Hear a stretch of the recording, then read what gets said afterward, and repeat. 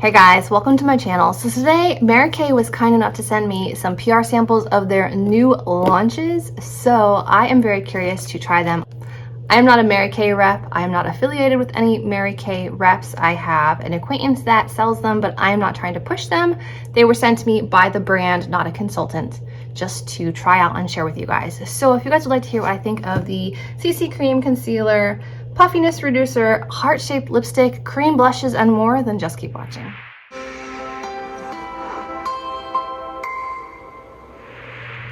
So in the past, I have tried the under eye gels. I've tried the Lash Intensity Mascara, which, I mean, if you haven't seen that video, this is one of my favorite mascaras. It's really, really fantastic. I've tried their lipsticks, their eyeshadows. They were just fine, like nothing to write home about. So today I'm very curious to try the new products. So the first one we have is the Instant Puffiness Reducer. Looks like this, and it just says, it doesn't really say anything on it. Here, this little tube looks like it. It says lightly pat a rice grain size amount of product onto clean under eyes. I got a good amount of sleep last night, but I feel like I can always use some depuffing. So let's check it out. It is like a little bit like a peachy color.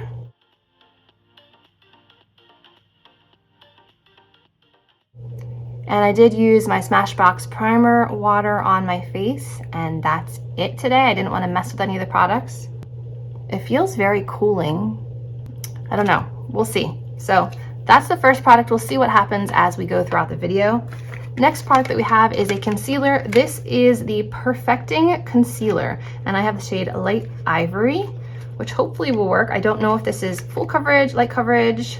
This is long-lasting, lightweight, easy, blendable formula. 1 to 3 dots of concealer on targeted area. Gently tap with finger or concealer brush to blend. It looks like this. Reminds me of like a Dermablend bottle. Ooh, it looks very light, but we will make that work here.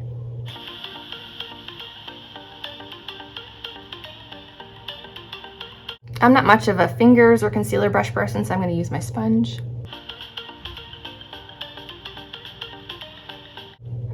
That's pretty good coverage. I probably should have color corrected before I concealed, but we're just going to see what this concealer can do on its own. So this side of my face has had concealer here, here, and here. Definitely like lightweight. It's really like sticking to that product I put under my eyes. Like it's not spreading smoothly. It's almost acting like a grippy under eye primer. So I might have to use this concealer by itself in the future. I don't know what it is about Mary Kay skincare. They don't seem to mix well with cosmetics. That's what I found in the past, like the hydrogels, they made my under eye makeup like peel up and ball up. This under eye puffiness reducer, it's just making my makeup like break apart. So we'll see. Let's move on to the next product, which is this one. This is the CC Cream with a broad spectrum SPF of 15. So suitable for all skin types. It's shown to hydrate for 10 hours, a fusion of skincare and makeup. This multitasking complexion correction miracle provides 8 benefits. SPF, it brightens, it minimizes the appearance of redness, improves overall complexion with light coverage, conceals the looks of blemishes, hydrates to provide nourishing comfort, reduces visible signs of aging, and defends against environmental stressors. Like this, the packaging is all pretty much black. It's a pump.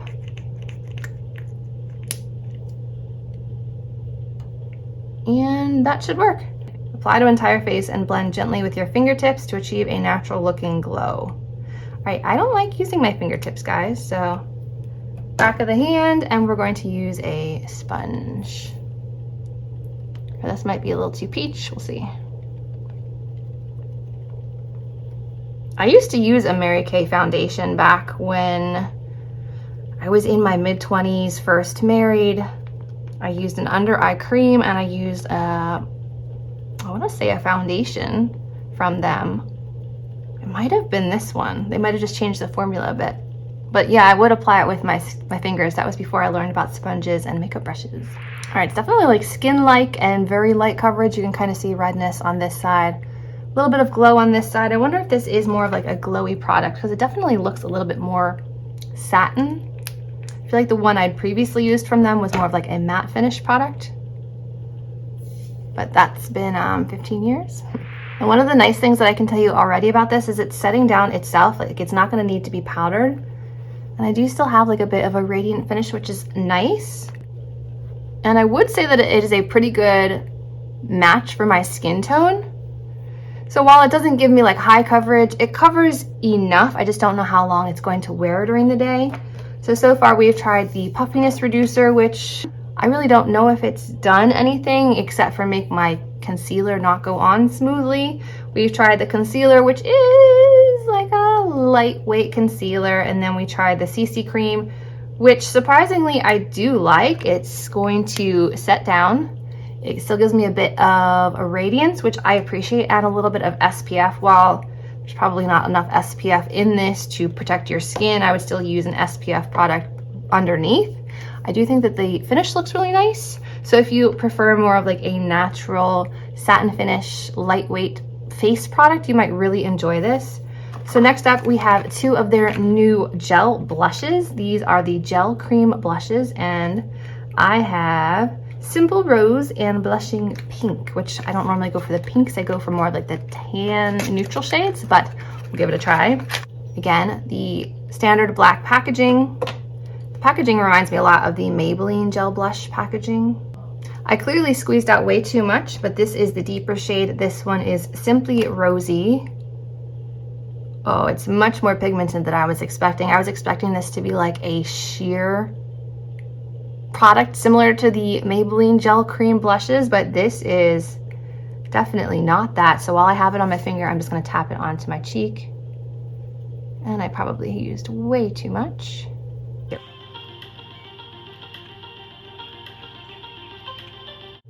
Okay, so there is Simply Rosy. It's definitely an intense, deep pink shade. Now I am curious to know what the other one looks like. Right, there is the second one, and this one is Blushing Pink. Okay, it's much lighter. I wonder if it will even show up on my skin tone. Okay, very light, but I feel like I'm going to need to apply a bit more of this shade. But I like this consistency. It's a bit like thicker, so I don't feel like I'm applying something watery or runny on my face. Like other gel blushes that I've tried in the past, they've left patches of like gel and then color.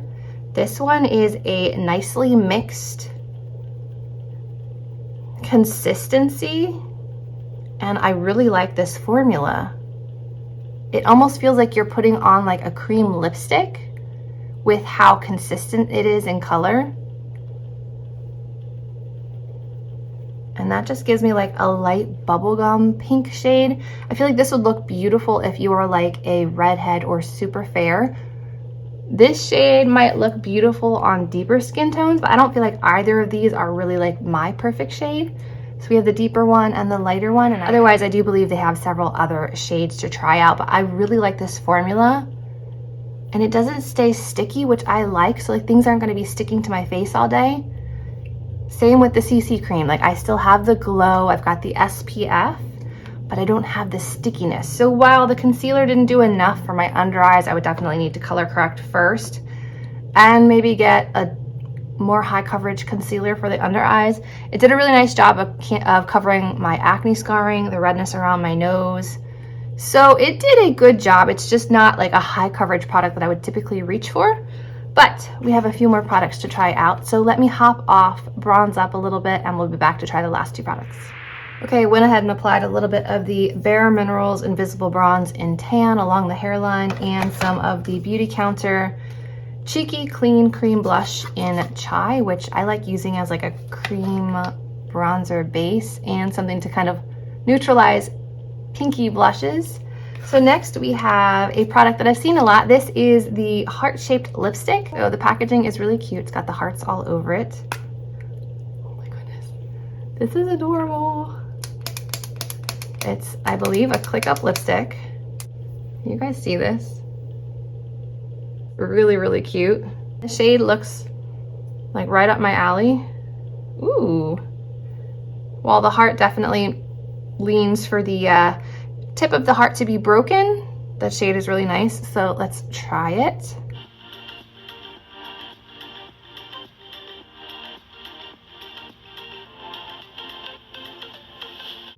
Okay, it's a little bit more rosy tone than I would typically go for, but I do kind of like the shape of this because as you're clicking it up, the point of the heart you can use to line your lips, and then the bottom of the heart or the top of the heart you can use to fill in your lips. That's what I did. I was able to get like nice clean lines around the edges.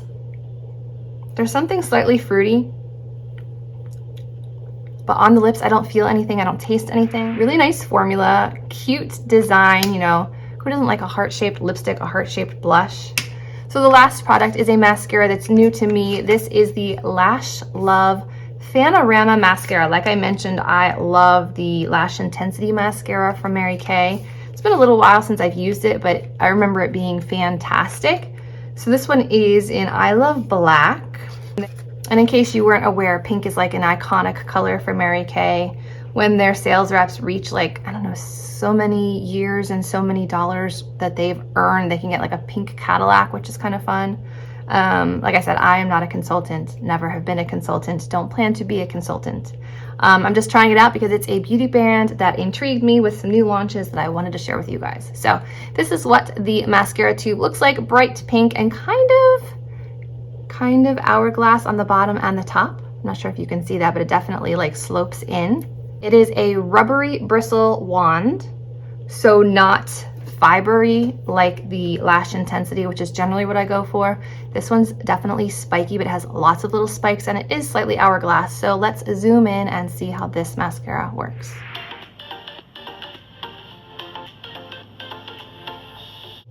One coat, it's, you know, it's coating it and it's giving me like wispy lashes, but nothing for length or volume.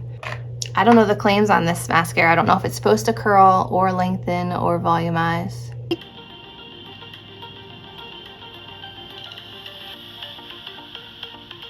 I mean, it's combing through nicely. It's giving me lightly coated wispy lashes.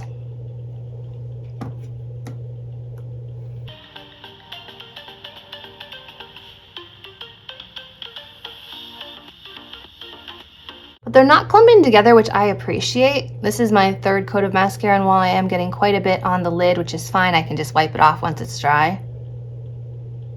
It is starting to thicken up a bit, which makes my lashes look a bit fuller. I would say once you get to the fourth coat, you really have to wiggle to separate them, but this does look nice. It just made a mess on my eyelid.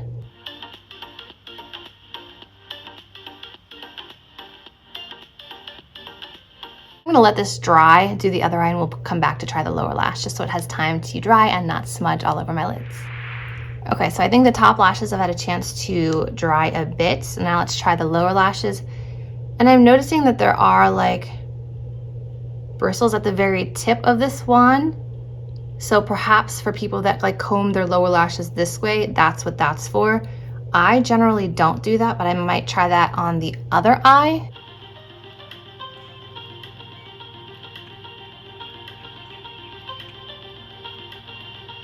It's getting all over my skin. All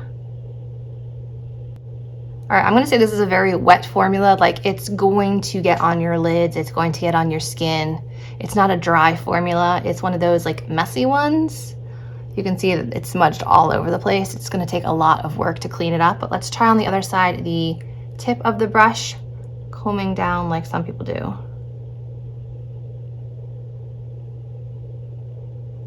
That's just leaving giant chunks of mascara, so that's clearly not gonna work. And I'm not sure if you can tell, but the concealer is creasing big time under my eyes, like big time. And I do remember this from other Mary Kay concealers I've tried. There's a lot of under eye creasing, so it isn't one that's going to set itself and stay where it is. The foundation so far is okay, but the concealer is definitely creasing under my eyes, if you can see that right now. So I'm gonna have to wait for the mascara to dry to clean up the mascara, and then I'm gonna have to go in and remove the creases in the concealer. So let's give that about 5 minutes to dry, and I'll show you some of the cleanup. The first eye that I did is dry, and I was able just to take a dry Q-tip and run it along my lid, and all of the mascara marks came off. Same with underneath. I was just able to go like this, and it cleaned up all of the mascara marks. So let me show you on this side. There's a lot right along my lash line.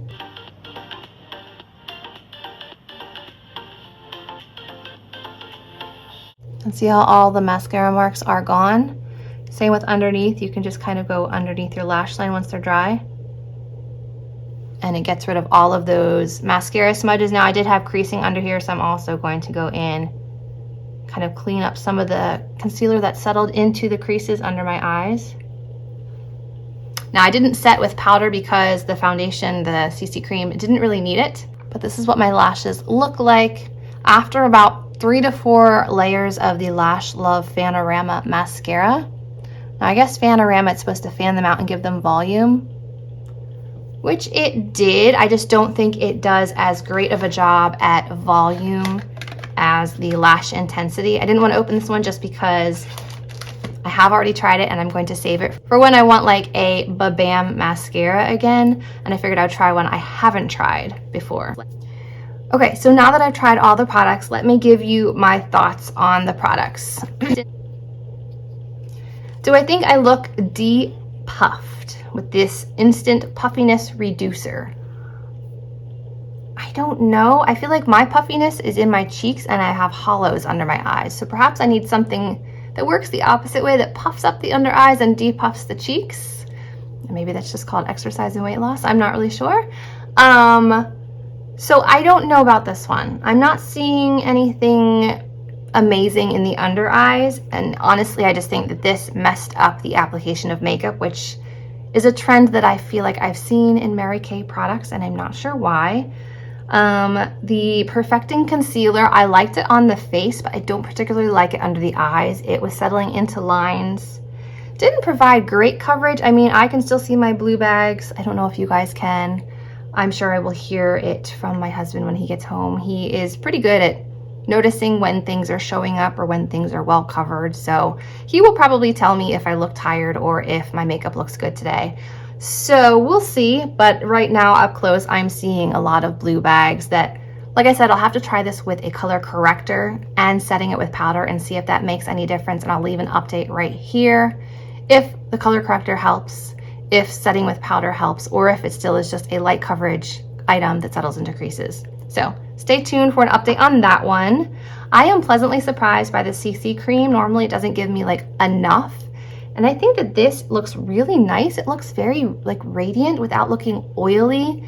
And it says it provides hydration and it was for all skin types. So I am really excited to continue to use this, and it is a really nice match. So if you're looking for a CC cream, while I would still apply like my Replenix mattifying sunscreen underneath just so I have extra sun protection, I wouldn't just rely on this for sun protection. I do like this, and I think I will continue to use it, especially in the summer for like those lighter makeup days when I just want something like easy and fast and evened out. The cream blushes, I have to say that this is one of my favorite formula of cream blushes that I've tried to date. You guys probably know I didn't like the Maybelline gel ones. I really enjoyed the Ulta cream cheek ones, but those are a little bit more sheer, a little bit more glittery. These are not glittery or shimmery at all. They're very similar to the Illamasqua Hydra Veil. They're very similar to these Illamasqua ones in that they are like a opaque, thicker formula, but this one still is a little bit more gel-like than this. This honestly feels like a creamy lipstick, a super, super creamy liquid shadow. I'm just really impressed with this formula, and I think I might have to get a shade that's more appealing to me, like something in the more neutral tan family. I'm not a pink blush girl, but the formula is really, really fantastic. The heart-shaped lipstick is super, super cute. The formula is really nice too. It doesn't have any weird chemically taste or fragrance or scent or anything like that. And it's a nice, comfortable matte. It isn't like drying. It feels very comfortable on the lips. So I do like this. I'm not sure I'd be running out buying a whole bunch just because of the cutesy heart thing. Like, it's more gimmicky, but the product itself is good. I just wouldn't feel the need to buy the heart-shaped one over one of their regular shaped lipstick bullets. And finally, the Lash Love Fanorama Mascara. It did a nice job, but this is like 3 to 4 coats of mascara. And I feel like I have others that I can do like 1 or 2 to get a similar effect or more.